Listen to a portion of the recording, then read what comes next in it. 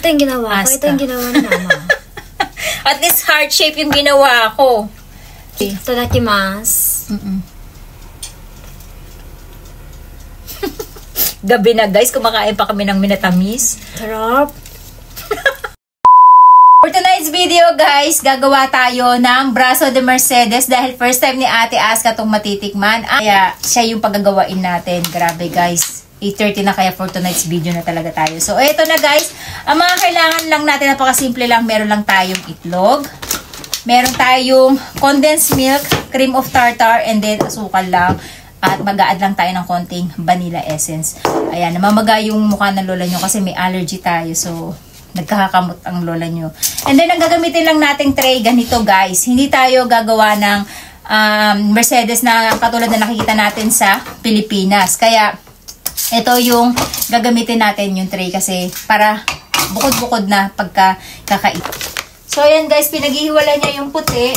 Dito yung puti. Shiroi wa akawasuchi. Wala na si Momo, hindi na nagpakita. Ang lilit ng itlog ngayon ah. So, di bale 10 yung gagamitin natin guys. Ang una niyang gagawin ay yung merengue.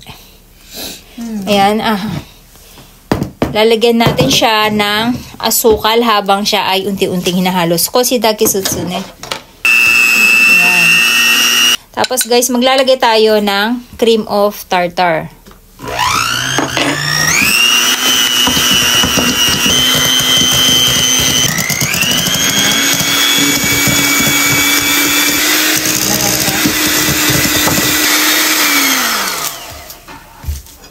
Guys, yung ating merengue. Tapos, ipapasalin natin kay Ate Aska dito sa ating piping bag.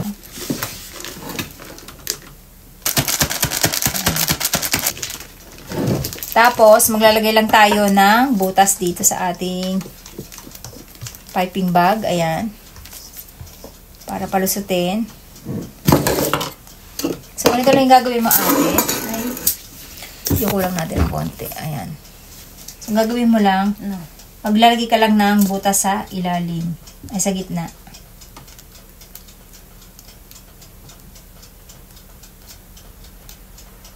Parang ganyan. Bakit parang triangle? Sabi mo bilog. So. Moto uwi, madi ka na. Ay.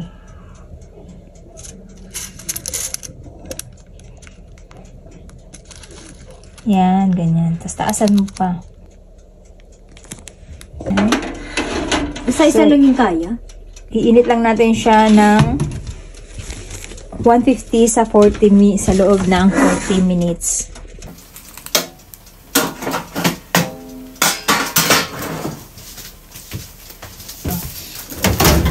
Ito gusto ko.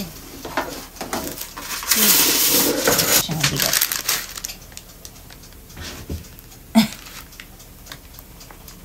Ayan, okay lang yan.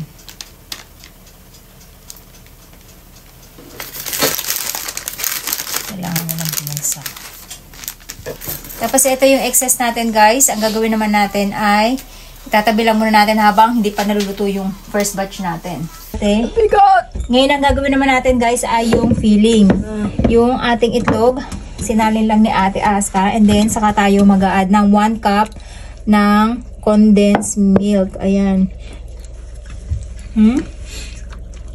Braso de Mercedes Kiki. Yak sa Shiko, tingnan mo oh. Ay, sorry. Parang ang sarap ah. So, etong feeling na to guys, parang leche plan lang din. Napakadali lang din yung gawin. So, tapos, vanilla essence. Ayan guys, mag-a-add lang tayo. Bago yan no? Hindi. Oo, 1 kutsara. Parang hindi ah. Bago ba Bago yan. Binili ko yan sa ano ko, baking school. Ayun pala. Dam naman. Okay. Umiram bango. So, ayan. Hinahalo lang siya ni Ate Aska. Tikman natin kung tama yung tamis niya. Ay, kaba mama. Sakto lang. So, ayan guys. Hinahalo lang yan ni Ate Aska ng dahan-dahan. Tapos, nagiging malapot na siya unti-unti habang umiinit. Mahinang apoy lang guys kasi madaling masusunog yung ating itlog. At ganito yung nangyari dito sa ating sinalang, lumiit siya, tapos nasunog yung ibabaw agad kasi yung oven natin guys masyadong maliit. So dikit na dikit siya sa apoy kaya nag-isa-isang salang muna tayo. Ayan. Inisahan lang natin yung pagsalang natin kasi sobrang dikit niya sa apoy. Malilit lang kasi ang oven. Ayan guys, habang nagluluto si Ate Aska, magkakaroon tayo ulit ng question and answer portion para maubos natin unti-unti yung ating mga tanong na nandito. So sabi ni Primrose Santos, uso pa rin ba ang kumot sa ilalim ng table na tanong niya na to? Pero actually pangalawang nagtanong to, hindi siya. Yes, yung kutatsu kasi guys, ginagamit yan dito sa Japan kapag kataglamig. Even yung kama namin guys, meron ng carpet na nagiinit kasi nga sobra talagang lamig. Hindi nyo kakayanin matulog. Para kayong nahiga sa basang kama, tas ang lamig-lamig niya kung wala siyang heater. Claro Medina, kung ganyan kalaki ang labanos, yan ang the best gawing bopis. Yung pinost ko na labanos na to, ito yung pagkalaki-laki talaga, yung mga giant na mas malaki pa sa mukha ko. Yes, masarap siyang gawing bopis guys. Kaya lang kasi hirap ako, gustong gumawa talaga ng bopis kasi favorite ko yun. Ang problema lang guys ay, tawag dito, walang laman loob dito masyado nabibili na katulad ng nasa Pilipinas. May baga, may atay ng baboy, kung ano-ano pa. Dito wala. Bihira. Siguro sa city meron. Pero dito sa lugar namin talaga ay wala akong makita. Gemini Ju, napansin ang daming ginagawang extracurriculars ni Akari. Required po ba talaga sa school nila? Sweet Life TV. Ganda naman kasi kung ganun ang skill ma-acquire. Actually, yung sa school nila Akari, ang meron lang sila music talaga na subject. Parang sa atin din, kaya lang dito hands-on. So kung ano yung tinuturo sa school, hawak talaga nila yung instrument. Even yung sports, talagang ginagawa nila yung sports. Even yung arts, science, ginagawa talaga nila yan ng nakikita nila at nahahawakan nila.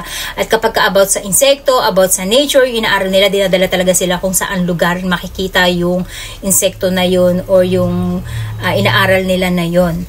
So, madalas pupunta pa sila ng museum. Ganun kaganda ang pag-aaral dito sa Japan. Sabi ni Jericho de la Cruz, pwede po bang voice over sa anime yung daddy ni Asuka? Yes, pinapatry ko sa kanya guys. Kaya lang yung asawa ko, natatakot siya na mag-voice over dahil, alam niyo yung mga Hapon, takot siya sa mga illegal. Kasi sabi ko sa kanya, gagawin kita ng isang clip ng anime, tapos i-dub mo lang. Ayaw niya nang ganun kasi parang pag nanakaw daw ng, ng anime. So, dito kasi nadedemanda. Pwede kang makasuhan.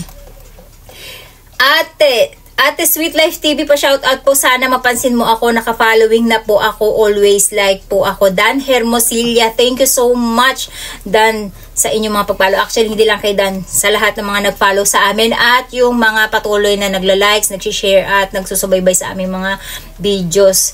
Hindi lang kami masyado talaga makapag-upload lately guys kasi sobrang kabisihan ni Ate Aska sa pag-aaral, tapos gabi na siyang umuwi. So wala na kami magawa. And then malamig pa rin, tapos malamig pa dito. And then shout out kay, di ba alam si Wibo?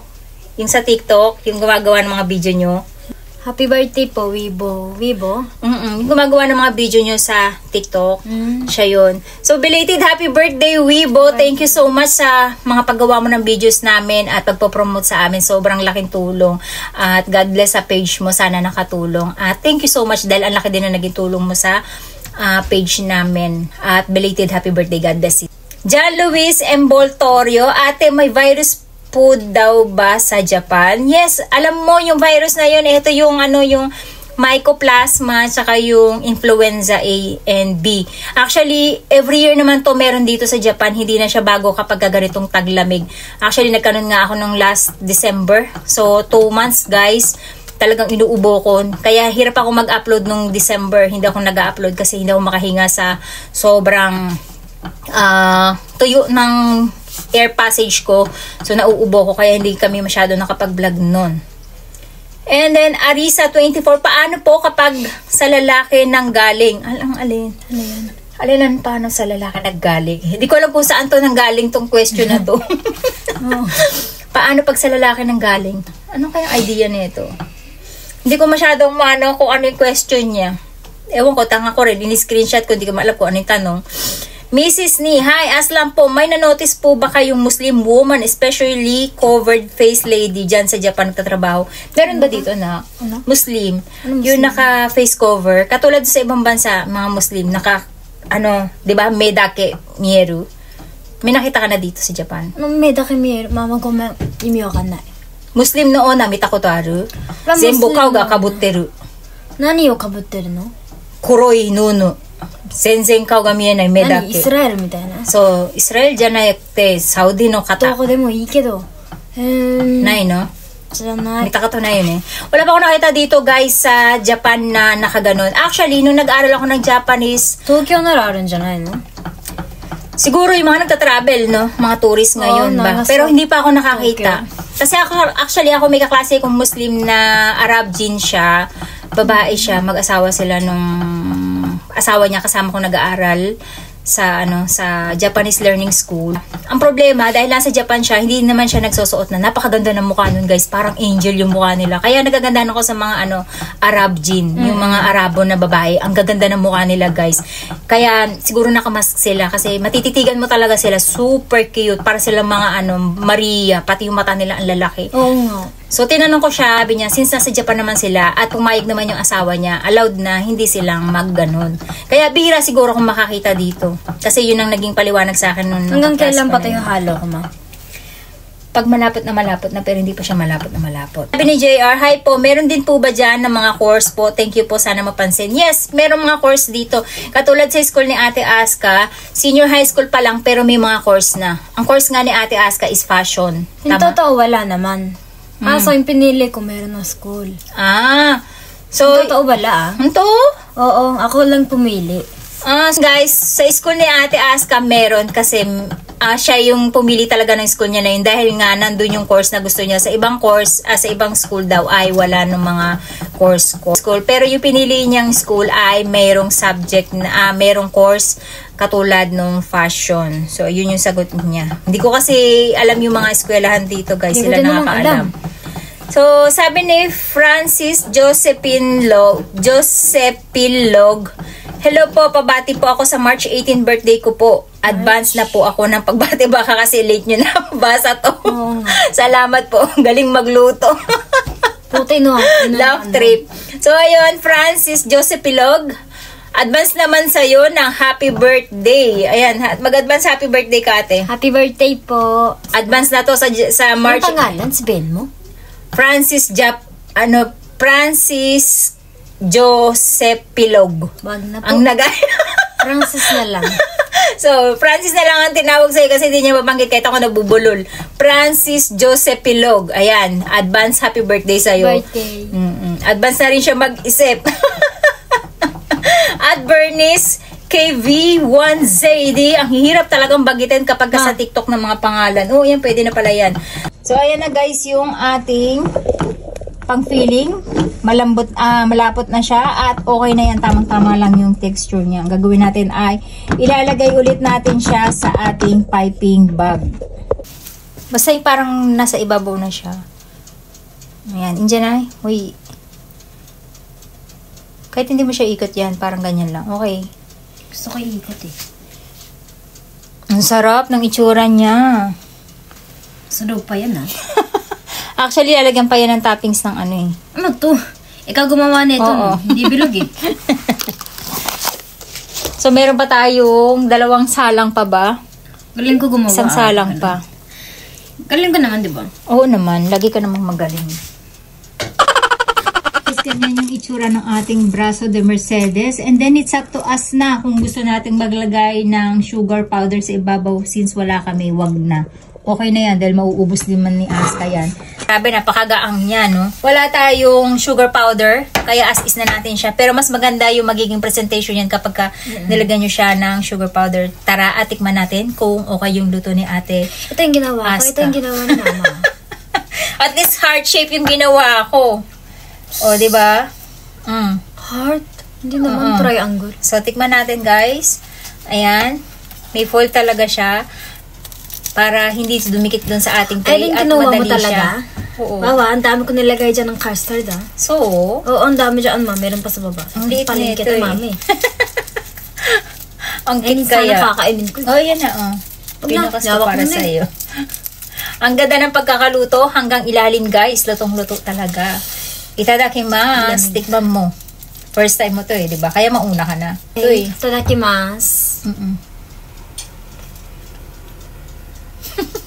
Gabi na guys, kumakain pa kami ng minatamis. Sarap. Tadakimasu. Sarap. Una, tinikman ko muna yung merengue. Nauhaw ako. Grabe guys, ang sarap. Makunat yung merengue natin. Sarap.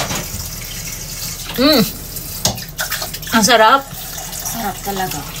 Bagay na bagay siya sa tsaa guys. Tapos, yung pagkakagawa natin nito guys, ang ganda kasi bite size, no? Solo size nyo pala, hindi pala bite size. Solo size. Ang sarap. Huwag kayong magtaka, hirap kami magpapayat. Napakasarap naman talaga kasi, ayan. So, yun lang guys.